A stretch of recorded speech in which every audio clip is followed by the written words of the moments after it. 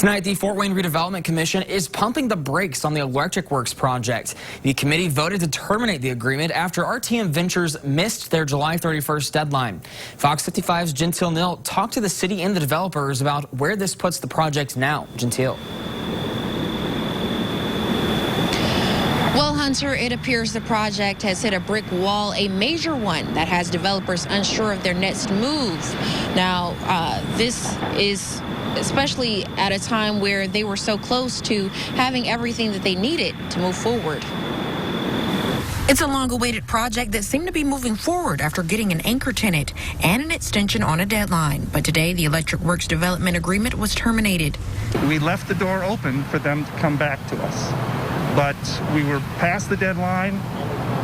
We extended the deadline 5 times, and it was important for us to follow the information in the contract as far as canceling within 5 days, and that's what we did. The city says Electric Works developer RTM Ventures did not meet the Friday deadline. Kevin Biggs with RTM Ventures says they had all the money they needed, but they were delayed by the banks and the COVID-19 pandemic.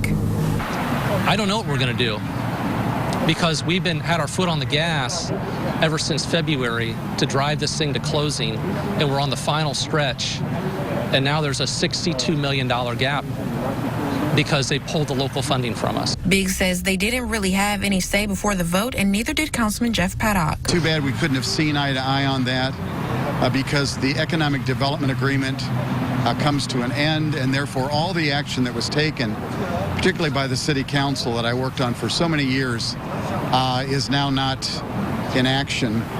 It is now null and void. Biggs says the city was told RTM Ventures was $30 to $50 million short of undocumented money coming in, but he says that is not true. It is unclear where additional funding will come from now, leaving future jobs in the air. It's a blow to our economy as we're trying to rebuild Southeast Fort Wayne.